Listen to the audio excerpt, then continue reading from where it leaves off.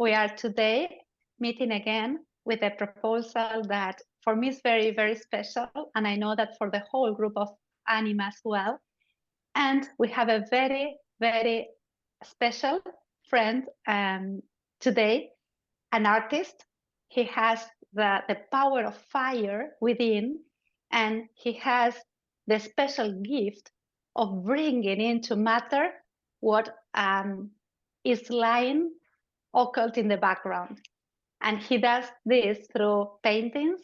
He has a very powerful insight through his dreams, and he has the magnific creative power of putting his visions into paintings that inspire many, and that also reflects upon the other realities to guide him through his own life as well.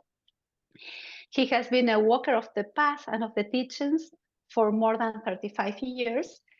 And for those of you that are part of the WTT, the World Teacher Trust, this is a group that joins together people who are in the inner path of finding the sacred scriptures and finding the sacred line through many, many wisdoms and teachings. He has been a main contributor to communicate within the group and to keep the spirit and the soul of the group together as a group of friends.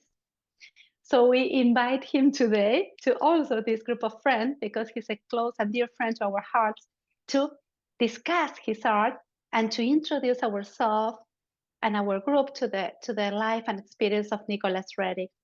The last thing I will say as introduction is that we know that Roerich is very, very dear also to Ludger in his heart, and he has been walking hand by hand with him for many years, to the point that one of his sons, his second son, is called Nicholas, by the inspiration of Nicholas Roerich. So welcome, Ludger. Welcome to this space of friendship, of communication, of interchange. We are very, very happy to have you here today. Thank you for being here. Thank you for you coming here for this nice conversation. So let's go and jump into the matter. Mm-hmm. Tell us a little bit, who is Nicholas Roerich? What are the highlights of his life? I have 3 questions for you. And the third is, I want to know more about your personal link with him, how his figure, his art inspired you through all these years. I think Nicholas Roerich, you know best through his paintings, and not through words, and not to give you now details about his life story. There you better go to Wikipedia or to a book, and everything is given there. What fascinates me is the intensity of his painting and what he has been expressing through the paintings, and the way he brings over or fuses the outer realms with inner realms, and how he makes these inner realities accessible to many people who have no idea about what is behind. And this was fascinating me when I saw, and then with colors, very, very brilliant colors, and a radiance. Whatever he's painting, there is a radiance in it. And this was fascinating me when I saw his paintings, and I haven't seen similar paintings like this. Of course, there are some in his line or in other lines, but he is extraordinary, outstanding. I am always very interested in knowing what is the first contact we have with the energy that guides us through our lives, because I feel that this first contact is sometimes very powerful, and it is a seed to everything that will open and manifest in the future. How was your first contact with the art of Nicholas Roerich?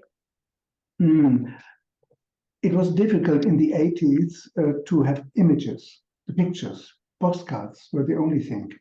And books. I have a book here which I saw about Roerich in German, about the paintings of Nicholas Roerich by Madame Decter. And in this book, I saw the I read about the life of Nicholas, and I saw many of these paintings. But then here and there, I got a postcard with his paintings. And this way, I thought, wow, this is extraordinary.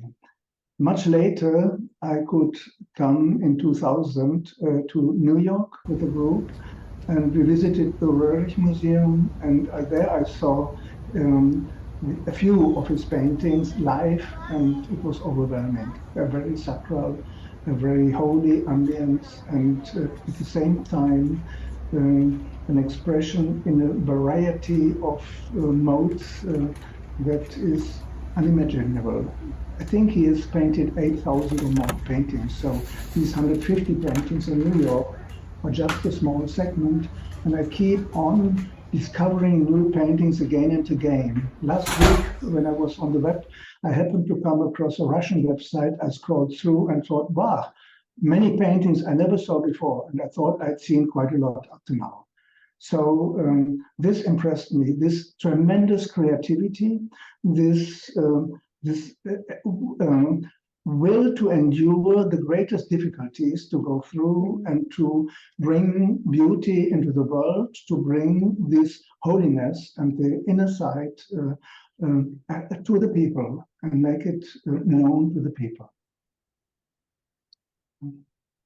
I think, Cecilia, Yes, and we have the same feeling, no? We stay in the museum. I stayed before, I stayed years ago, but no, 1 month ago when we stayed there, and it's no we have the same feeling that you know, and the feeling of stay in a place of peace. No, it's like a small oasis of Yes. peace in the house of the city of New York. No. Yes. Yes. And no, the feeling to stay, looking the pictures, the transmission of the pictures. I don't understand about art, but I understand about feelings, no, and Yes. how to transmit his art, Mm-hmm. no, and I also moved, no, I stayed after New York, put the same like you, no, to the Roerich at New York, I at Moscow, the museum, and pictures that I never see, but I have the same feeling, and how he expressed different cultures, and the pictures represent different masters of the brotherhood, no? And it's impressive. Yes, but you need to see his paintings live.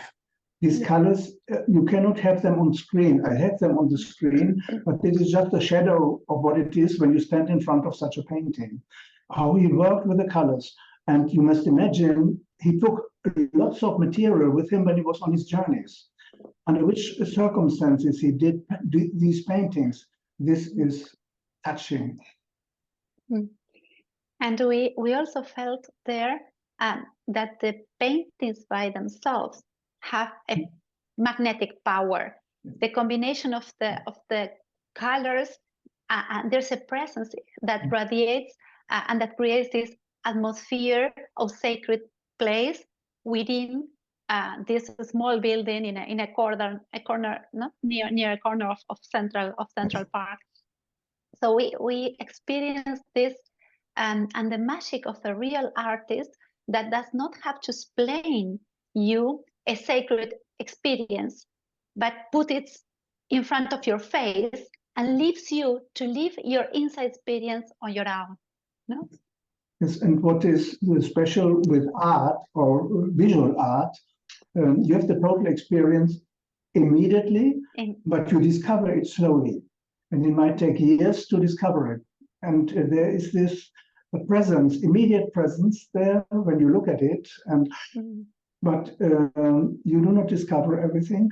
You have to look again and have to look again. And partly I saw when I prepared for today's talk, I looked on paintings and I said, wow, this detail I didn't see before. And this the meaning behind, there is another dimension revealing. So it is not that you can get everything on with one look, but it needs also time to absorb, although it is directly present. Without any explanations. You see, boom, it is there. But you need to train yourself to understand and see what is in it, and then you can get deeper and get to deeper layers of the paintings. This is very interesting, Ludger, what you are mentioning, because for people that have been training in the path of meditation and constructing an inner world, you don't need an immersive creative experience to be in the middle of the painting, and it unfolds and creates the background of your experience, and you are inside the picture as if you were really in one of these big expositions that are very fanciful nowadays, even with painters, where you are taken into immersive experience. If you can create these inner worlds, you are in the experience just by being the presence of the pictures of Roerich. This has been also my experience, and I know that for today you have selected some paintings that are special and dear to you. It would be great if we can share your insights on these powerful images and hear from you what you have to share with us. The first picture that you have chosen is the messenger, and we were a little bit touched by this one because even if I have seen it at least once, it was not one of the main pictures that comes to our minds when we think about Nicholas. So I'm very curious about this one. If you can please share. Yes, on the first look, you might not discover everything. The messenger, it is, I think, at least one copy has painted it in different versions, and at least one is hanging in Adia. He dedicated it to Helena Roerich, and it's said that this person coming in is Helena Roerich. Why? What does it mean, the messenger? She was the first one to bring the wisdom teachings out to the world, especially to the West. And you see in the background, through the door, mountains, snow mountains, and sky. There is some figure in the sky, yellow. It can be also a flow of energy coming in. Something unexpected, woof, comes in through the door.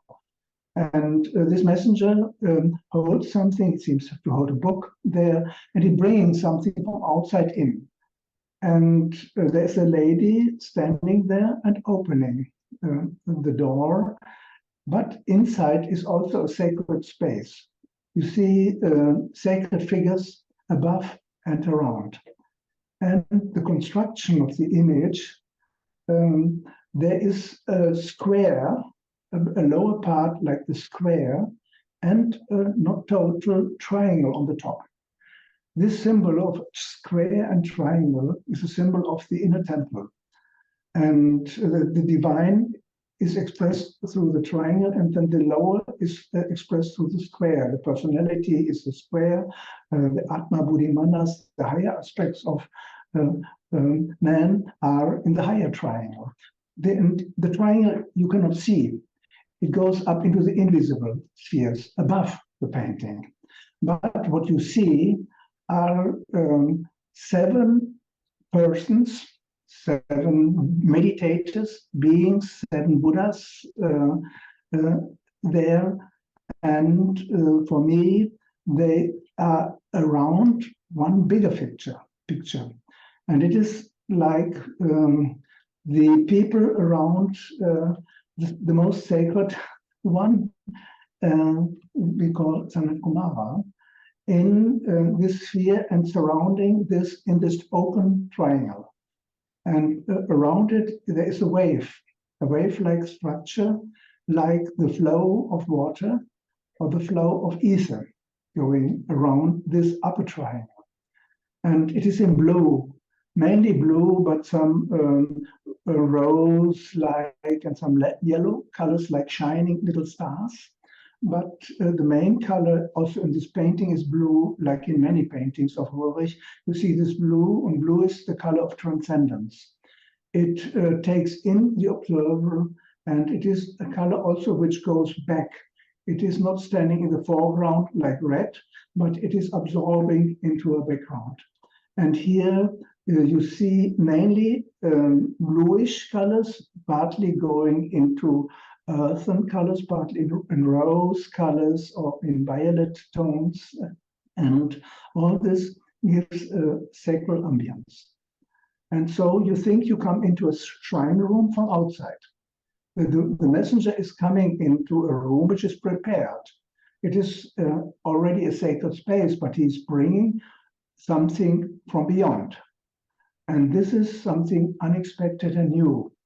You see a figure with, on the one side, which might be Tibetan, but it has a pentagram at the front. The pentagram is the symbol of the higher mind also. So there are people, persons, two persons, you cannot clearly see what would be the statue at the other side, but you see the messenger comes into a prepared place. So it is not anywhere just into a living room, but he comes into this chapel-like ambience, and nevertheless he brings something new and something unexpected also into this room, into this ambience which is ready to receive. And this was what Blavatsky brought to those who were open and who were seeking. Many rejected what she wanted to give, but a few were open to receive. And she was bringing messages from hierarchy, from the highest embodiments of wisdom on the earth, into a few ones who could receive. Most of the Westerners, especially, but also in India, they rejected what she wanted to bring. And they felt shaken and by their belief systems, and they wanted to keep it outside. So this messenger comes in very peaceful and is received. Well received, the door is open, so please come in. And this attitude is an attitude of a sincere seeker. And for this, I chose this picture for the beginning. And it is the messenger is not only the Helena Roerich. The messenger is also Roerich, not Helena Blavatsky. The messenger is also Nicholas Roerich and Helena Roerich. They were great messengers of all this wisdom to the West, not only by paintings, but by all their work, by the books they were giving, by the work for conserving culture in times of war. You must imagine 2 big wars during their lifetimes have shaken the globe. They've shaken all the old world, and they were at the threshold of a new world. And this is also reflecting in this image. So for me, it was like this opening to the new dimension of spirit, which comes through this painting. Therefore, I choose to use it as the first painting. Thanks, Ludger. This is really very powerful. And when I was listening to you, the image that came to me was the Annunciation. No, this is a group of people. We have been working with the scenes, and they have been a group of people that prepare themselves and prepare the house that will be the temple. And then when the place is prepared and the bases are there, one day the messenger arrives, and it may be in the form of a teacher, in the form of a message, in the form of a teaching without a presence, in the form of an etheric being or an angel. But this special moment when you open the door, you depicted it so well. Inside, people has been preparing and invocating this presence to reach you. And it gives us the hope that if we work on this side, and if we prepare all our bodies well, it's the responsibility of the messenger to reach us and to come with a new light of the sun, of the new rising sun that we see behind. So it's very powerful. Yes, and it is the sunrise time. When you look to the background, it is still dark. It is not evening. These are the colors of morning, of dawn. And the sun is already glowing, but not yet there. In this moment at the threshold, they are standing at the threshold of the house, but also outside the threshold of the day. So this very special moment of transition is here expressed in the painting. Yeah, for me, I was thinking the same that Cecilia, and I was thinking in the inner chamber of your heart that you need to prepare, no? You take care, like your body is your temple, go inside, no? And you can receive the message. Now I was thinking the same, no? That you need to prepare yourself, to clean, the same. Thank you.